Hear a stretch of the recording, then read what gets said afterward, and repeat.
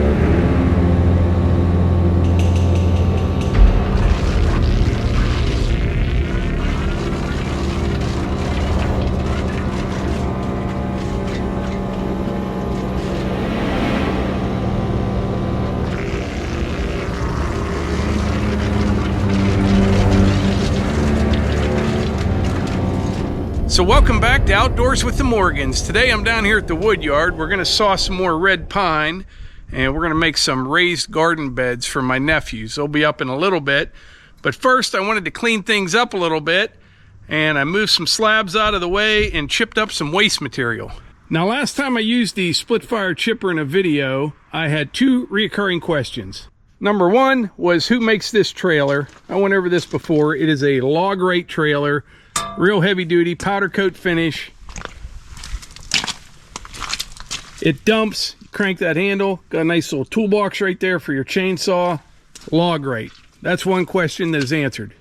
Now the other question, and there was a lot of them, is why I was putting lumber in this chipper when it clearly says no lumber. Brush, branches only, no lumber, no steel. And that's a valid question. It is. And most people that ask that question, they're very nice about it, just curious why it would say no lumber, except for Philip. And Philip said, brush and branches only, no lumber. It literally says it inside the hopper. Guy's a dumb, you know the rest of the story. That decal on there, or that warning, is for people like Philip. See, the world is run by attorneys and insurance companies. And that's why we have so many warning labels. We used to just go by like natural selection, where if people would do dumb things, they probably wouldn't be around that long and they wouldn't reproduce. However, now that we have warning labels on everything, that allows these people to continue on and reproduce, which is why we need more and more warning labels. The reason this says no lumber is because I'm sure someone at some time was tearing down a house and they're throwing a bunch of 2x4s in here, or another chipper that had a bunch of 16 penny nails or who knows what. So you need that warning label to prevent people from doing dumb things. All right, I'm back down at the Woodyard now. Yesterday I kind of stopped filming rather abruptly for no particular reason, but nephew Sam and nephew Christian and Levi came up and we sawed some more of that red pine for them. They're going to make some raised beds out of it. Should work out really well. We sawed some, let's see, 2x8s and some 2x10s. Probably some evening this week we'll saw some more of that. But I've got boatloads of that red pine, and we're going to start building some stuff out of it. I think first up, I'm going to build a little wood shed for right off the patio of the building. We're going to build a new chicken coop, maybe a hunting shack for down in West Virginia, a big wood shed for down here, a shed over top of the fuel tank, all kind of stuff. But I really like that red pine. I do. It often gets overlooked, and I don't know why. It's stable. It takes stain very well. The only downside is it's a little bit sappy when you're sawing it on the mill. But like I said before, when you're done with each log, all you do is hit that blade with a little bit of diesel fuel and it cleans it right up. And plus, with the debarker, I've been getting, I got over 1,000 board feet on one blade, which is pretty good. A blade costs about, I'm trying to think, 27 or 28 bucks. Plus, it can be sharpened at least 3 times if you don't really screw it up. But anyway, back to the topic of today's video, warning labels. I had no idea until I really started looking around down here how every piece of equipment has multiple warning labels. And like I said, this is all just my opinion. They don't hurt anything, but you know, do we really need a warning label telling you not to stick a pole saw into a power line, or not to grab the running blade on the sawmill, or not to put your hands in a pinch point on the log splitter? I mean, if it can split a giant piece of oak, you know what it's going to do to your hand. And I believe it's just all liability. You know, I even have to put on the fire starter, I have a warning label on the fire starter. The package clearly says it's fire starter, but I forget what it all says. It's in fine print, you know, not for human or animal consumption. The bag is a choking hazard, all that stuff because of my insurance company, to get product liability insurance, which is like $3,000 a year just to sell fire starter. And in order to get that coverage, you have to put all the warning labels on the bag because people, I guess, eat things they shouldn't eat. I have no idea. And you know, I know we need some. I think labels on food are great, knowing what's actually in food. And I believe, I'm going to check. I knew it was in the 30s, but in 1938, Congress passed a law mandating that food products have a list of ingredients on the label. That's probably a pretty good idea. Then in 1966, the year I was born actually, the government mandated that cigarette packs have a warning on them from the Surgeon General. After that, they just start putting warning labels on everything. Now, for me personally, I've had a few injuries working, you know, cutting wood or working around all this equipment. One was on my old sawmill. It was a manual mill. And what happened was I had a 10-inch, maybe 10-inch by 10-inch oak cant on the sawmill, very heavy. And normally you would flip that with a can hook on a manual mill. And I didn't do that. It wasn't that big. And I just kind of flipped it by hand. And I smashed my finger between it and one of the bed rails. I had kind of a degloving incident, they call it, where the skin was just removed from the finger. It hurt bad. And it took probably 5 or 6 months, like for all that skin to grow back and for it to heal. Don't mean to gross anybody out. And I can still, it's at about 95%. So I'm pretty thankful for that. But the reason that happened was I was in a hurry. I was, and I didn't grab the can hook.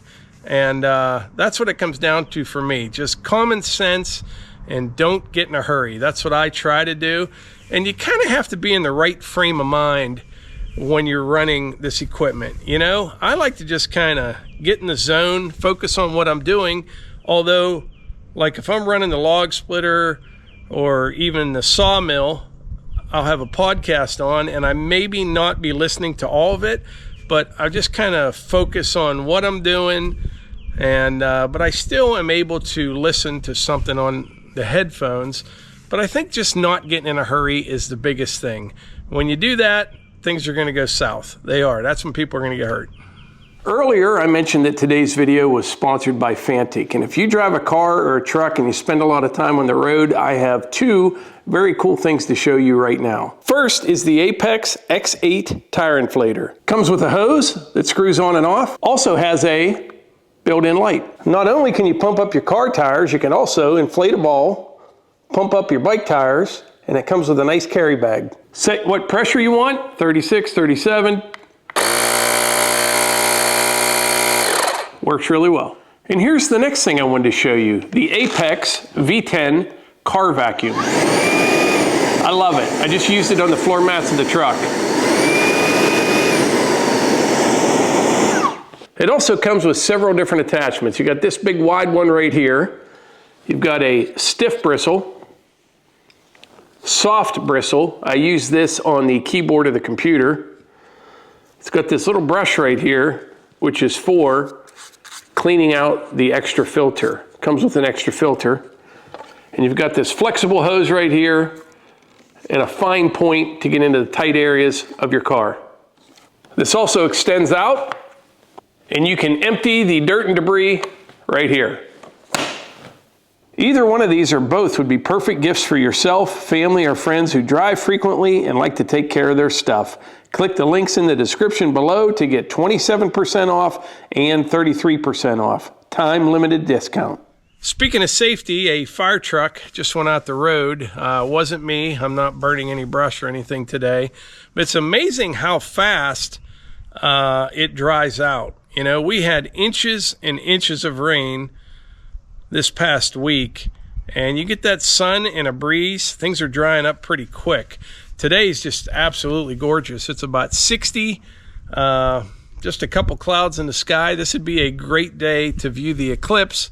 Unfortunately, that's not till tomorrow, and I think it's going to be overcast. We'll have to see what happens. I'll probably be down here at the Woodyard sawing lumber during the eclipse. It's probably what I'm going to do. We'll have to see. I think where we live, it's supposed to be about 97% coverage of the sun.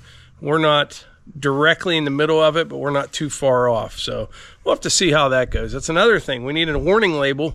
Don't stare into the sun. So I think now I'm going to get ready for the week ahead, and we're going to get rid of this pile of topsoil. I have an idea of what I'm going to try to use this for. A lot of people mentioned that I could sell it, but I don't really think we have much of a market for it around here.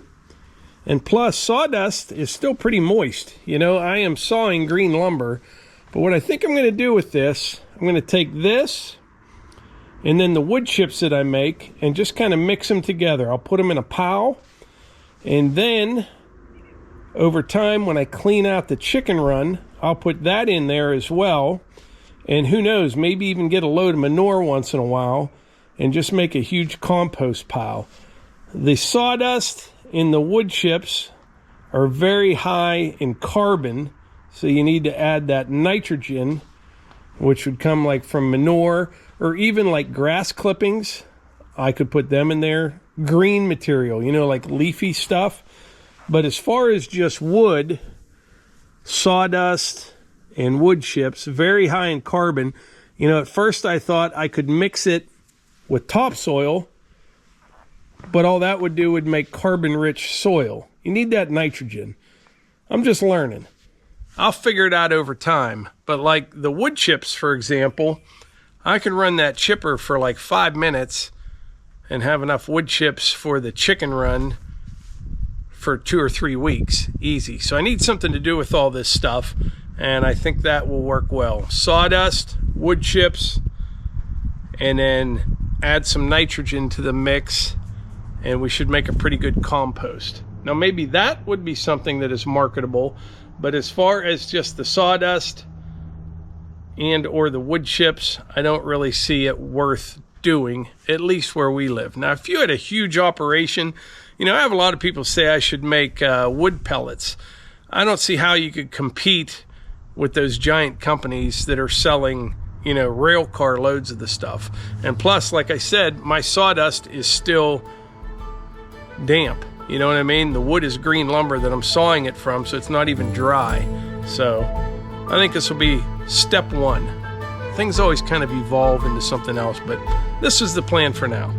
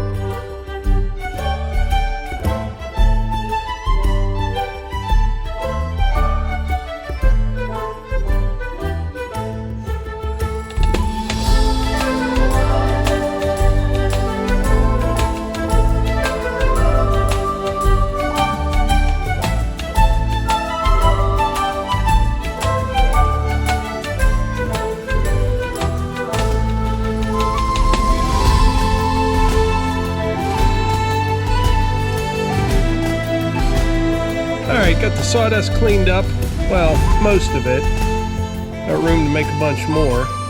And I made a little spot here out of the way to start the compost pile. As it grows, I'll move this out. That was just kind of temporary right there. But I didn't want it in a spot that was going to be in the way. But like I said, we'll start adding wood chips to this, maybe some manure at some point. We'll end up having a pretty big pile in here. And then I'll be able to reach in there with the excavator and flip it and stir it every once in a while, or even come in with the skid loader and the bucket. I don't know a lot about composting, but this will be better than just pushing it over the hill. So we'll see how it goes.